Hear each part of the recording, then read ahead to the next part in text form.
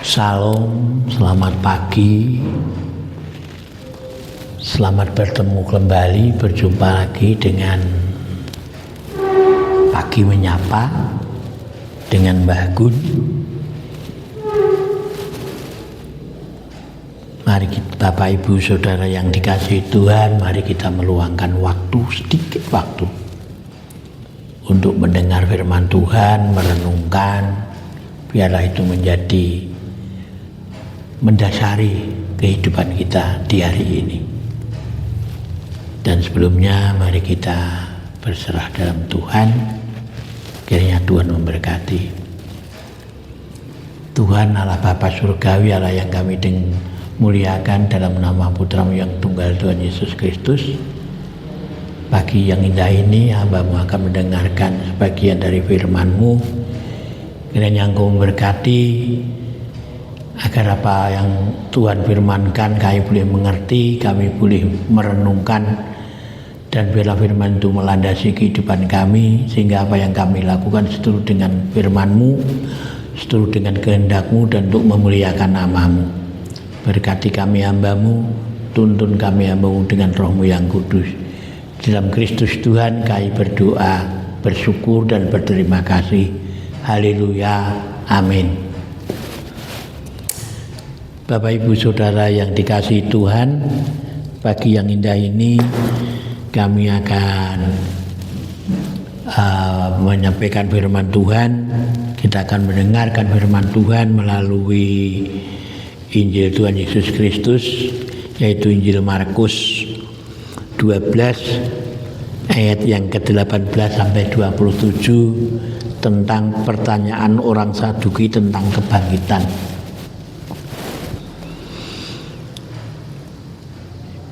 Datanglah kepada Yesus beberapa orang Saduki yang berpendapat bahwa tidak ada kebangkitan.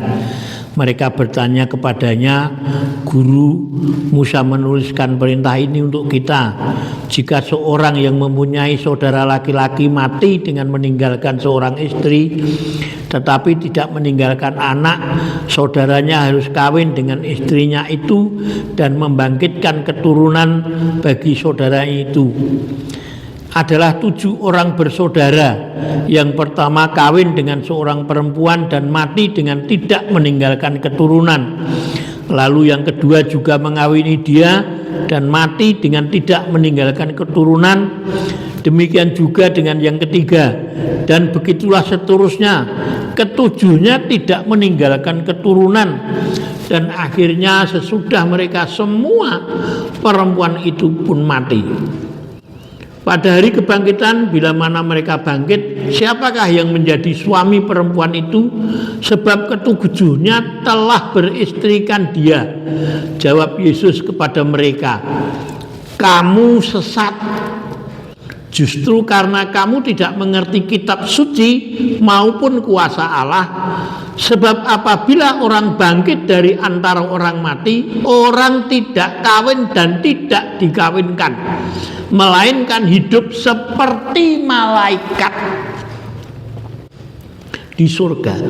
Dan juga tentang bangkitnya orang mati, tidakkah kamu baca dalam kitab Musa, dalam cerita tentang semak duri, bagaimana bunyi firman Allah kepadanya, 'Akulah Allah Abraham, Allah Ishak, dan Allah Yakub.'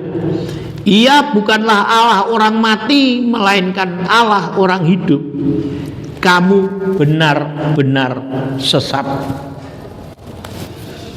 Bapak Ibu Saudara yang dikasihi Tuhan Yesus Kristus, pertanyaan orang Saduki ini menguji tentang sampai ke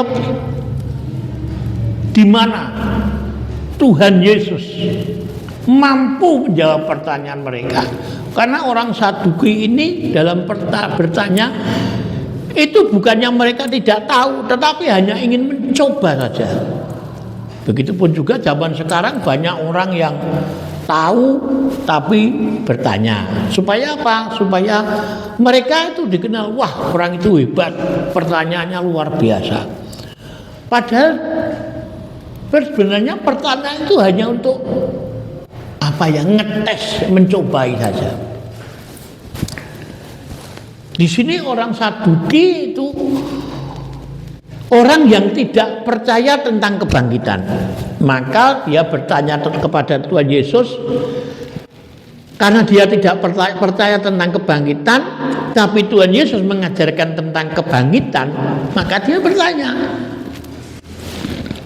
Guru, Musa menuliskan bertani, jika seorang yang mempunyai saudara laki-laki mati dengan meninggalkan seorang istri, tetapi tidak meninggalkan anak, saudaranya harus kawin dengan istrinya dan membangkitkan keturunan bagi saudaranya itu. Nah, di situ kalau orang Jawa mengatakan kalau suami istri meninggal dan tidak meninggalkan mempunyai keturunan atau dia meninggalkan keturunan, biasanya akan turun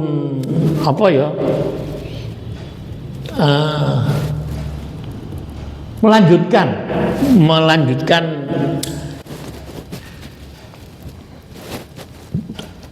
turun amben apa itu. Itu sehingga dia harus meneruskan sampai punya keturunan. Nah, ini orang ini, istri ini menikah dengan seorang keluarga, seorang laki-laki punya tujuh laki-laki, saudaranya 7. Pertama meninggal, yang kedua meninggal lagi, 3 sampai ke 7 meninggal semua. Nah, dia bertanya sama Tuhan Yesus, Guru, terus ketika nanti hari kebangkitan, perempuan ini akan menikah dengan siapa? Ya, ini Tuhan Yesus menjawabnya mudah saja. Kamu sesat karena kamu tidak mengenal kitab. Itu, kamu sesat. Karena orang yang sudah mati itu, orang yang dibangkitkan itu dari kematian itu tidak kawin dan tidak dikawinkan. Memang ada pengajaran-pengajaran tentang orang yang nanti kalau sudah mati di sana dia akan menikah lagi. Wah, dengan orang yang cantik-cantik. Nah, bukan cuma satu, banyak. Itu. Begitupun juga yang perempuan kalau sudah mati nanti bisa menikah dengan orang yang ya pangeran-pangeran lah.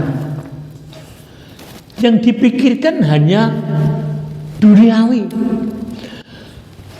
Setelah kebangkitan, manusia seperti malaikat, kudus, sempurna, sehingga Simba pernah mengatakan orang mati itu kan mati ragane.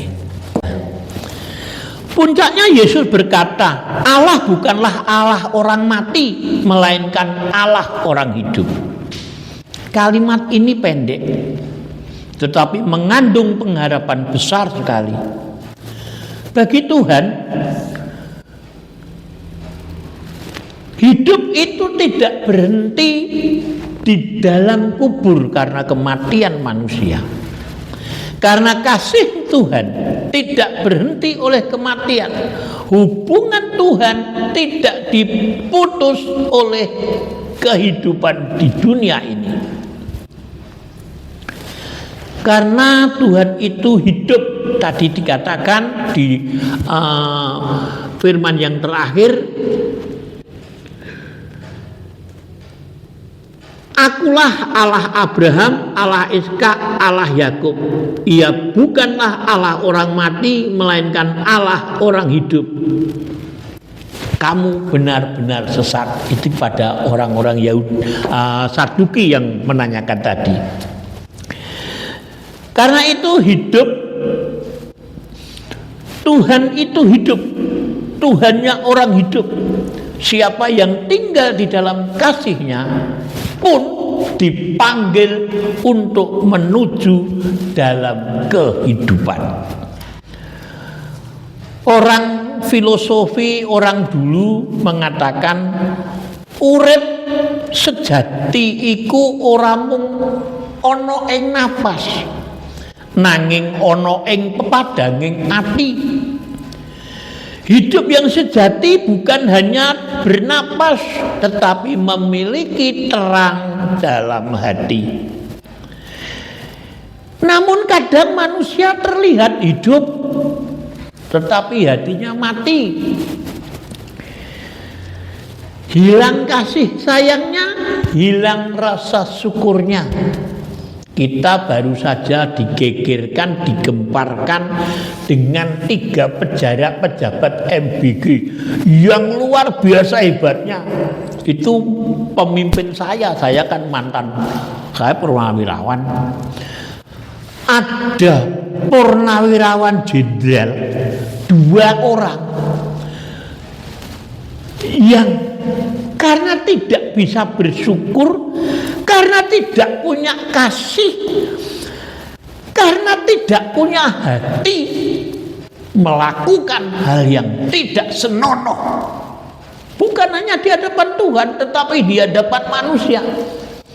Begitu luar biasanya mengambil hak rakyat kecil, makan untuk anak-anak, termasuk anak-anak mereka, cucu-cucu mereka, diambil 1 hari 1 M.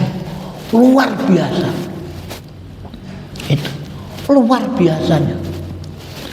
Itulah apabila manusia yang hatinya mati, hatinya hilang rasa kasih, hidupnya kering dari rasa syukur, meskipun kelihatannya hidup. Setelah tertangkap, baru dia merasa putus asa, merasa kecewa, merasa menyesal, pura-puranya gitu, ya tahu, pura-puranya seperti itu. Sebaliknya ada orang yang sederhana, tetapi hatinya penuh rasa damai, ada rasa syukur dalam hidupnya, ada rasa peduli sesama. Itu ada. Itulah hidup yang disentuh oleh Tuhan. Dan era sekarang, orang yang kehilangan rasa syukur, hilang arah tujuan hidupnya, mereka terasa biasa-biasa saja, ya kan? Biasa-biasa saja. Tidak pernah ke gereja, jarang ke gereja, jarang PA, jarang sarasehan, biasa-biasa saja. Tetapi seandainya mereka atau kita tidak bisa berhubungan dengan sesama teman kita, saudara kita melalui HP, sudah bingung. HP itu kehilangan sinyal sebentar saja kita sudah bingung. Tetapi sinyal kita kepada Tuhan itu hilang berhari-hari, bahkan berbulan-bulan, ada yang bertahun-tahun, biasa-biasa saja.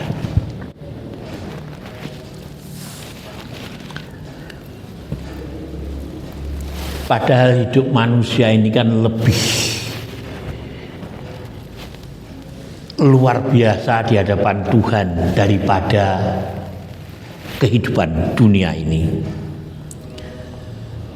Seperti pimpinan-pimpinan MBG yang kepegang tadi, jabatan bisa selesai, uang bisa habis. Simbah kita mengatakan kali iku wenang asap, sumber tok, sumur itu wenang garing, bisa kering, sungai bisa kering, apalagi cuma harta uang manusia. Tetapi kasih karunia Tuhan tetap tinggal dalam kehidupan kita.